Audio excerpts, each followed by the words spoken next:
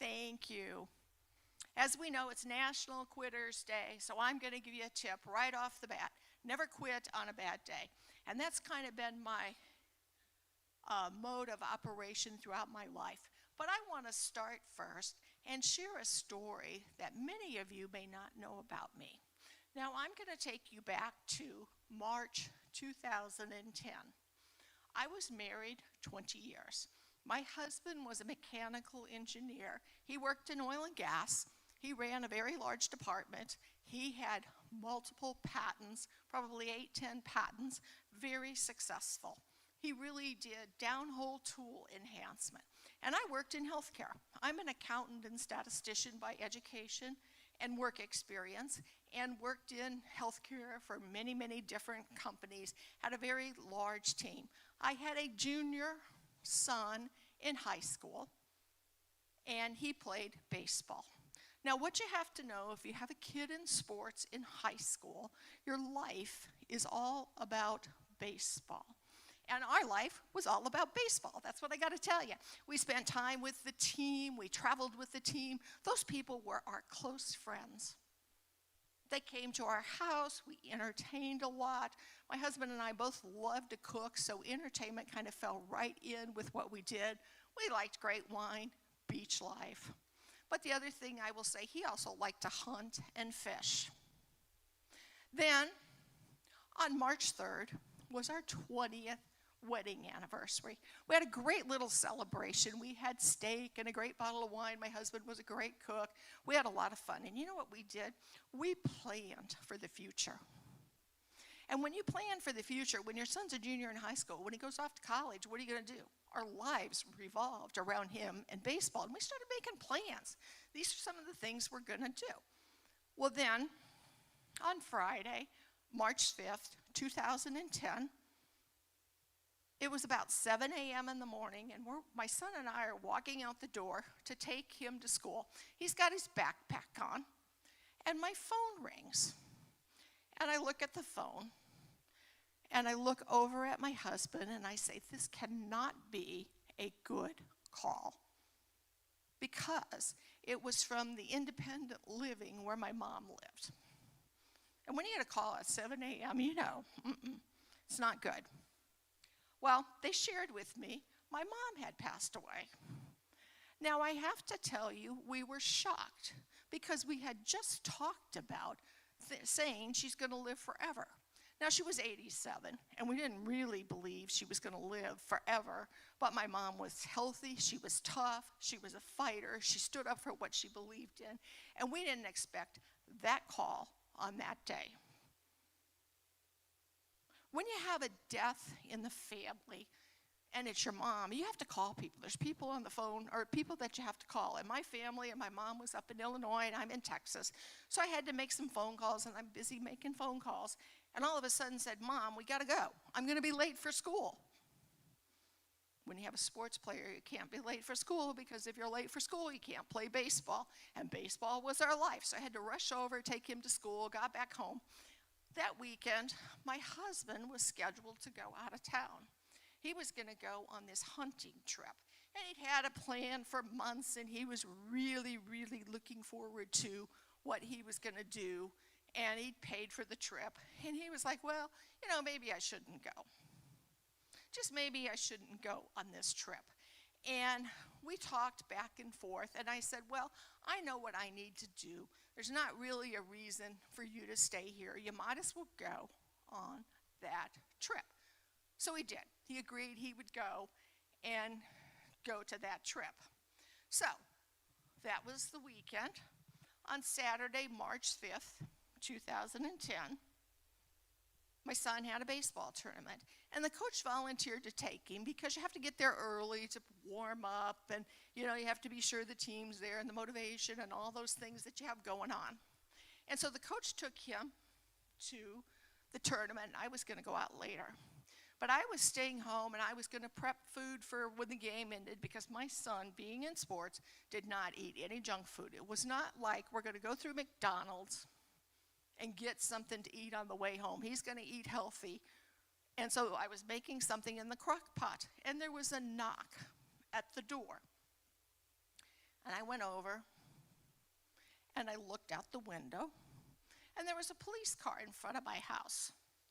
Now, I have to tell you, I didn't think too much about it, because the guy on end of my street was kind of a wacko. He was just kind of a wacko guy. Now, he didn't harm people, but the guy next door to me, he'd call the police, and they'd get into altercations and all kinds of stuff. So when I saw the police car, I figured it was about that. And I answered the door, and the police officer said, "May I come in?" And I looked at him, and I was like, I'm thinking in my head, I really don't want you to come in. And the reason I didn't want him to come in is I was going to the baseball game, and if somebody comes in and you sit down, your conversation's going to go longer than just standing at the door.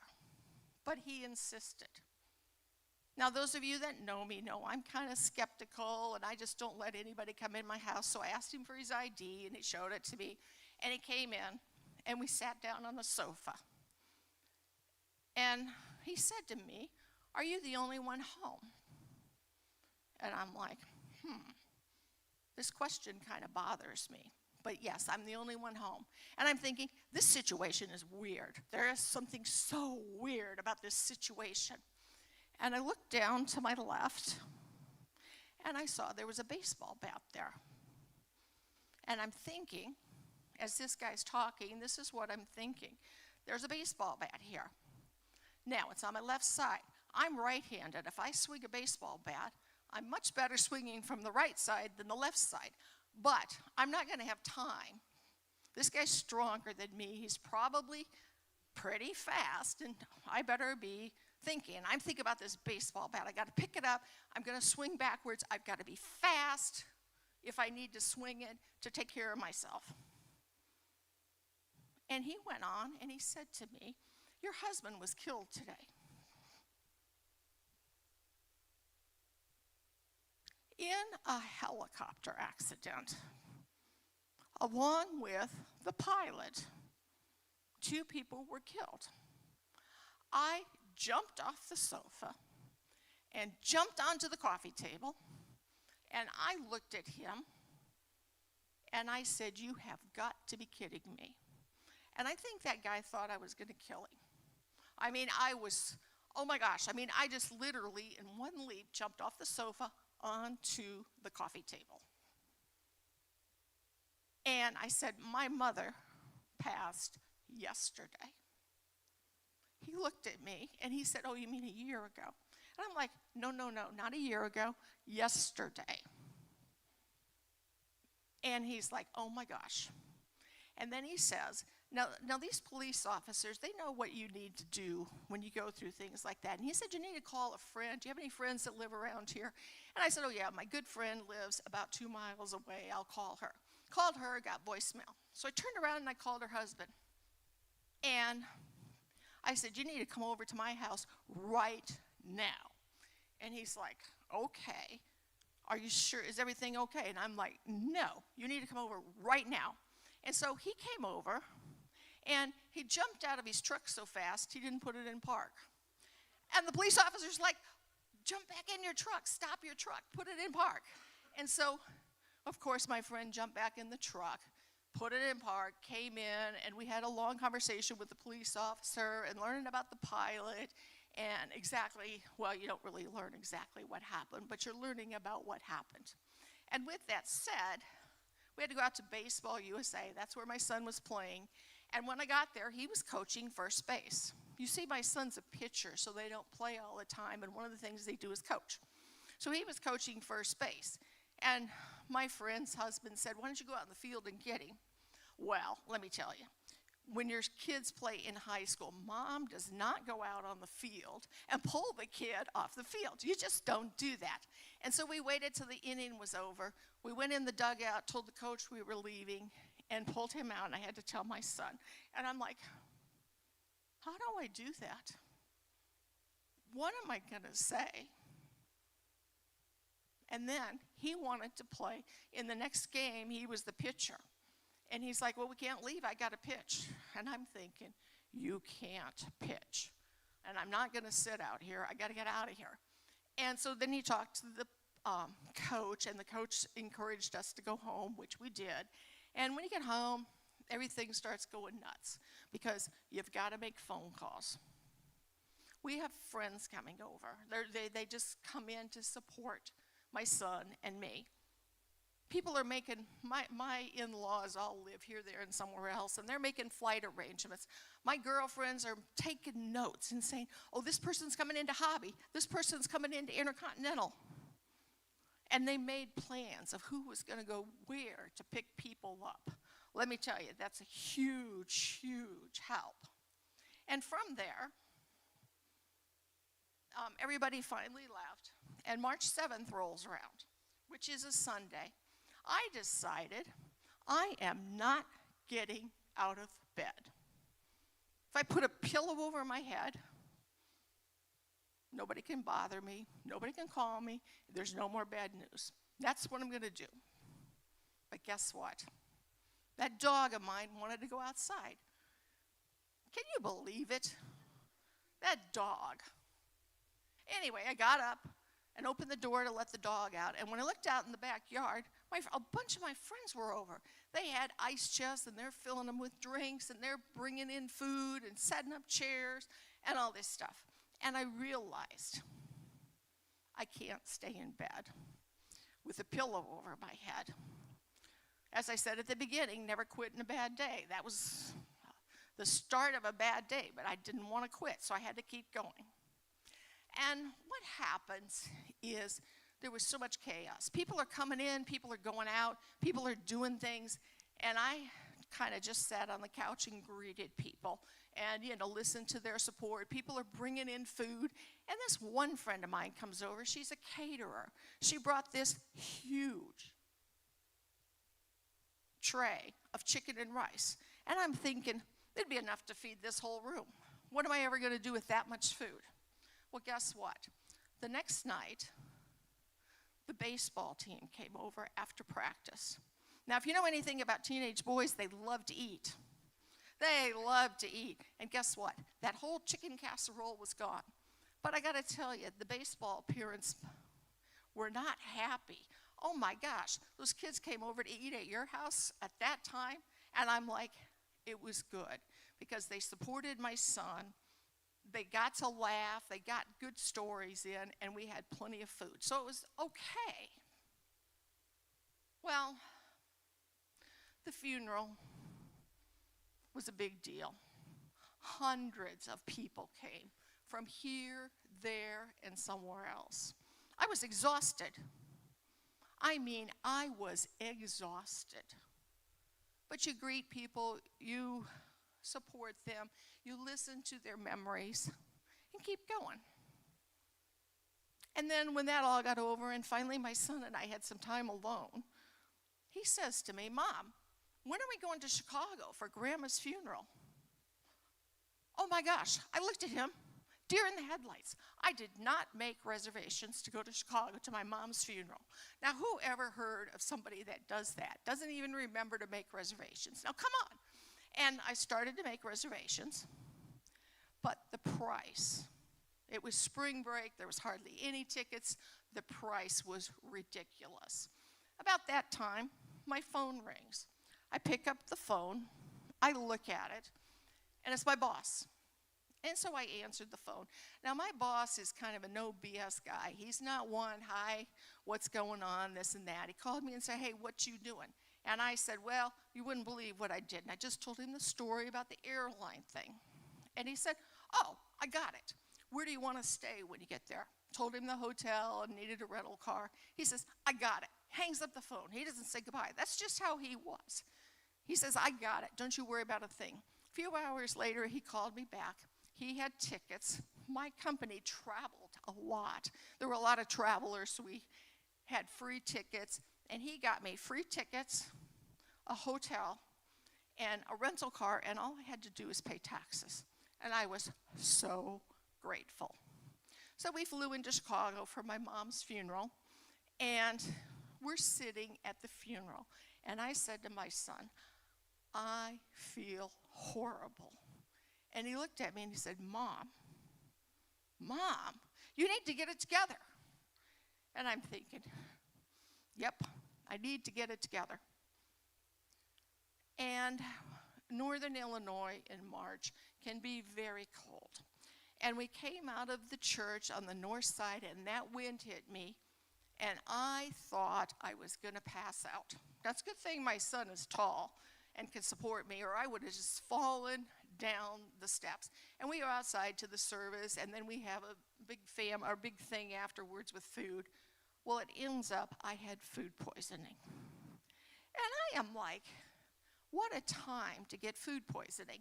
Now, one of the things my family does is after you have a funeral like that, the immediate family, being my cousins, aunts and uncles, and myself, get together the next day for food. My cousin Jim was putting this together, and he wanted me to come, and I'm thinking, I am so sick, and I am so tired.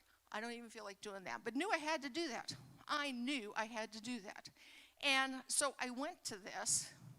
Now, my cousin Jim is funny. He is funny. He can make you laugh. He could take a story and make it so funny. And we laughed for 2 hours. Laughter is good for the soul. That's all I can say. Then we came back to Houston, and I had to say, what is the new norm? What is the new norm? What are we going to do? And we had to start figuring that out. Baseball was probably our biggest relief. I had to keep my son in baseball and had to keep him in school, but he loved baseball. I love baseball. I love the people. And so we just pushed through with baseball. But we had so many questions. Why did this happen to us? What are we going to do?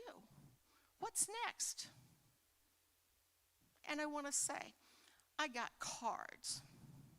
And I don't just mean 10 cards, stacks. Stacks of cards. Many cards from people I didn't even know who they were. But you could kind of figure it out. This card is from Oregon, so it's my father-in-law. This is a Diefenbach, so it's from my dad's family. This is from Kansas. It's from my mom's family. But there was this one card. This one card. I didn't know who it was from. It had a beautiful message inside. It was so heartfelt. And I'm thinking, I don't know who that is. And it was from Uvalde. And I was like, I had to look on a map to see where that was. And I'm like, I don't know anybody from Uvalde, and I can't think who this is. So we put the cards away, and a few months later, I pulled those cards out, and as soon as I saw that card, I knew who that card was from. It was from the pilot's wife. And I was like, oh no, I didn't even send her a card. It didn't even occur to me to send her a card. Now, the good thing about sympathy cards is you have up to a year to send a sympathy card. So let me tell you, I raced out, I got a sympathy card, wrote her a very heartfelt note, and sent it. But I just didn't even know who that card was from. And I had to go through the next few months, never quit on a bad day, and you have to have a purpose in your life. My purpose in life at that time was to get my son through high school and get some baseball scholarships for college. I had a purpose. I knew what I was doing and how we were going to move forward. Well, I go back to work. And then a few months go by. It was August. And I got laid off. I was like, are you kidding me? 3 things all in 1 year. I got laid off. Now, how did this happen?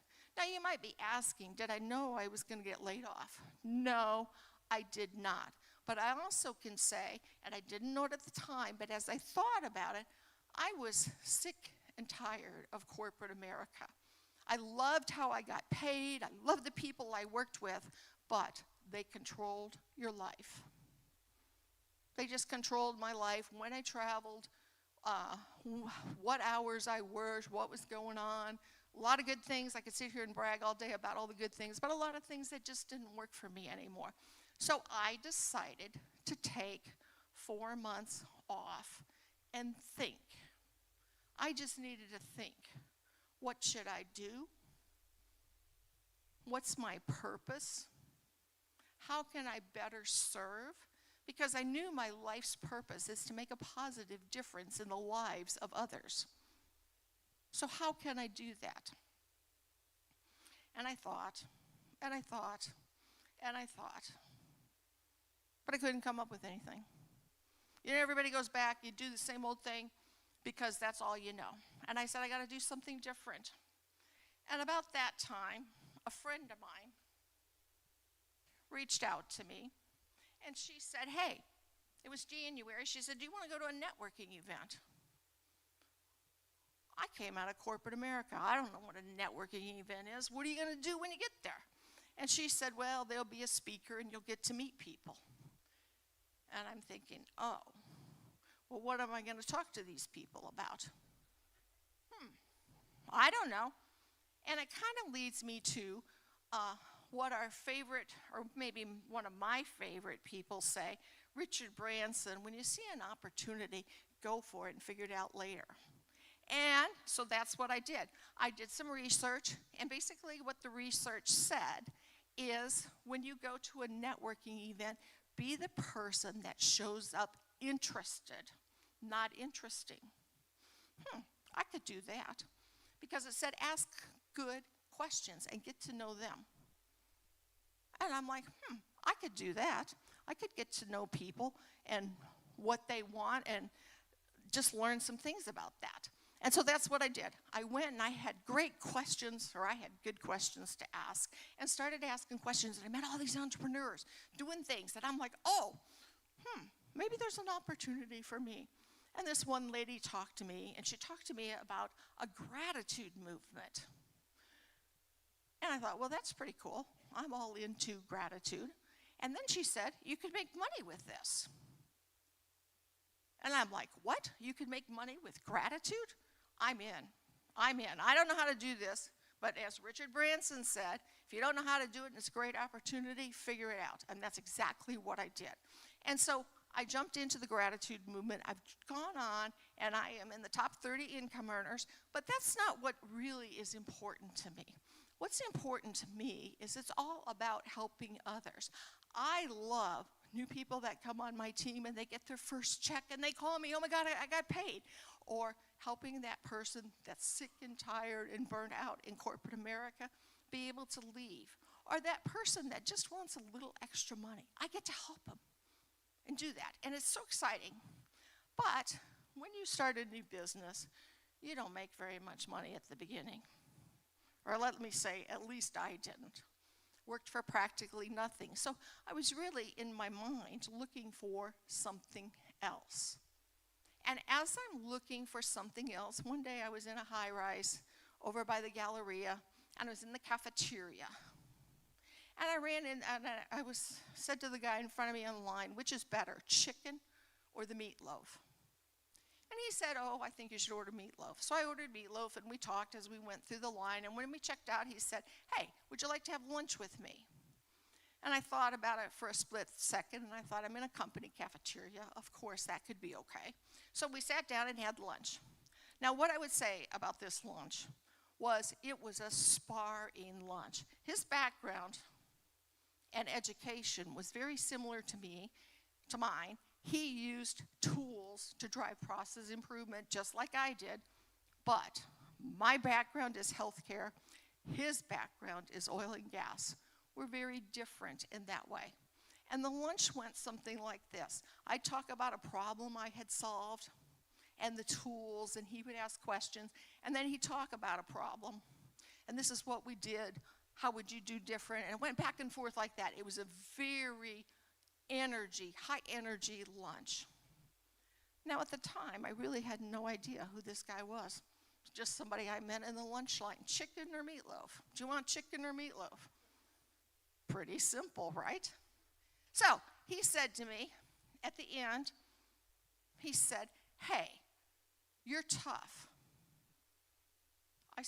I looked at him and I thought, I wonder what he means. Does he mean I'm tough like a steak, you chew it up and you want to spit it out? Or does he think I'm tough mentally and I can stand up? He said, I really like you. And I would like for you to interview for a job on my team. But he said, it's going to be very tough. Your background is healthcare. This is oil and gas. And I'm like, I guess I'll do that. I'll interview for the job. Well, let me tell you, it was one of the toughest interviews I've ever gone through, and I didn't get the job. But what this guy did is brought me in as a consultant. And I got to work in consulting. And I got the perfect consulting for me because I was looking for short-term gigs where you worked for a week or 3 days. And through this guy, he introduced me to other oil and gas executives. And then I got to work in their company just doing short-term gigs. Through him, I've made a lot of money. I've made a lot of connections. I also have healthcare connections, and I worked in the healthcare arena and have built a consulting firm and taken it to the next level. Now, what I would tell you about this steak, meatloaf or chicken, I had no idea who this guy was. If I had known he made several $1 million a year plus stock options, I would have been petrified to talk to him. But with that said, I didn't know, so I was able to be myself. What I would tell you with him is it's the art of asking good questions. And so to wrap this up, what I would like to say to you is don't quit on a bad day. We all have bad days and we want to quit, but don't quit. Number 2, know your purpose. Your purpose is going to carry you forward. You know, for me, my purpose was to get my son through high school and get a baseball scholarship, which we did. And then my purpose was to get him through college, which we did. And now my life purpose is to make a positive difference in the lives of others and to lift people up. It's really up to you to have a purpose too. With no purpose, you're dying. And the third thing I want to leave you with is be interested, not interesting. So when you meet people, it's not about, oh, I went through this and I did that and I did this and woe is me, or I'm so good, I've done all these good things. Be interested in what they do and ask great questions. I want to thank you all for being an amazing audience, and let's just go out and change the world and make it a better place. Thank you.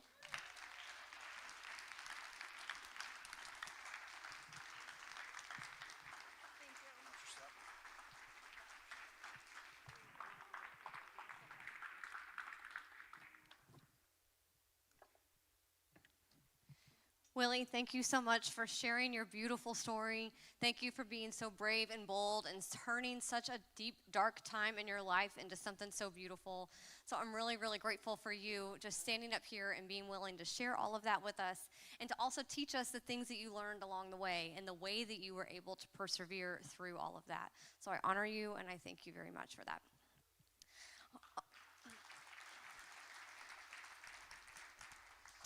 All right, you guys have to come back and join us next month, with Monique Carlisle. She is going to be speaking to us, and you can scan that QR code. It'll take you straight to the Facebook event, and all you have to do is click going. We're real chill around here. So just click going, and then make sure you put it on your calendar, put it repeating on your calendar for the second Friday of every single month.